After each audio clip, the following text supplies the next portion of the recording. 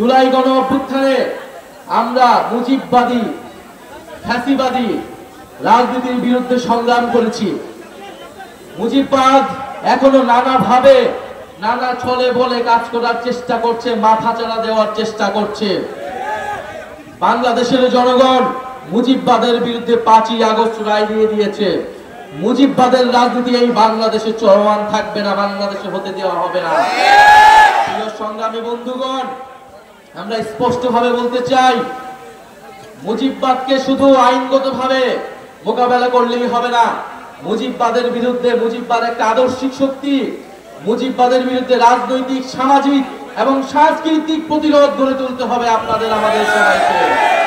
মুজিববাদ মানে কেবল মুক্তিযুদ্ধ এবং শেখ মুজিব না, মুজিববাদ মানে ফ্যাসিবাদ, মুজিববাদ মানে গত 50 বছরের বিভাজনের রাজনীতি, মুজিববাদ মানে গুম, খুন, ধর্ষণ এবং মানবাধিকার হরণের রাজনীতি। মুজিববাদ মানে গণতন্ত্রকে হত্যা করে একদলীয় শাসন ব্যবস্থা এবং বাকশাল কায়েমের রাজনীতি। মুজিববাদ মানে দেশের মানুষের টাকা লুট করে, পাচার করে মাফিয়াতন্ত্রের রাজনীতি, লুটেরা অর্থনীতি হচ্ছে মুজিববাদের রাজনীতি। মুজিববাদের রাজনীতি হচ্ছে ইসলাম বিদ্বেষ এবং সাম্প্রদায়িকতার রাজনীতি। মুজিববাদ মানে হচ্ছে সংখ্যালঘু সম্প্রদায়ের জমি সম্পদ দখলের রাজনীতি। মুজিববাদ মানে বাংলাদেশের সার্বভৌমত্ব, জাতীয় স্বার্থের সাথে আপোষ করে দেশকে ভারতের কাছে বর্গা দেওয়ার রাজনীতি। আমরা এই মুজিববাদের রাজনীতির বিরুদ্ধে দাঁড়াচ্ছি। এই মুজিববাদকে আমরা বাংলাদেশ থেকে বিতাড়িত করেছি, মুজিববাদকে বাংলাদেশে আমরা মাথা তুলে দাঁড়াতে দিব না। প্রিয় সংগ্রামী বন্ধুগণ, এই মুজিববাদের হাত থেকে আমরা আমাদের স্বাধীনতা সংগ্রামের ঐতিহ্যকে রক্ষা এবং পুনরুদ্ধার করতে হবে। এই মুজিববাদ বাংলাদেশের মুক্তিযুদ্ধকে কলুষিত করেছে, বাংলাদেশের জনমানুষের অধিকার হরণ করেছে। আমরা বাংলাদেশকে নতুন করে আর বিভাজিত হতে দেব না।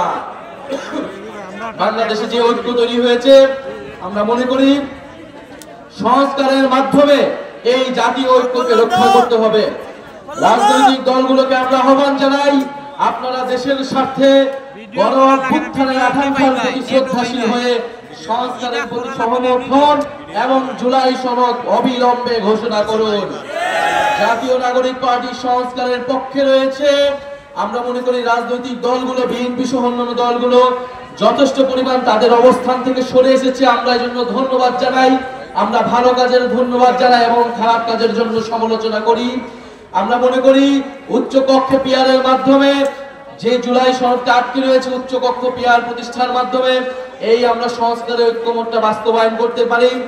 ইনশাআল্লাহ আমরা আশাবাদী। ঢাকায় আমরা 3রা আগস্ট যাচ্ছি, জুলাই সনদ এবং জুলাই ঘোষণাপত্র আমরা আদায় করব। আপনাদেরকে আমরা 3রা আগস্ট ঢাকায় আসার আহ্বান জানাচ্ছি। ইনশাআল্লাহ আমরা আমাদের বিজয় হবে। জুলাই সনদ এবং ঘোষণাপত্র আমরা আদায় করে ছাড়বো ইনশাআল্লাহ।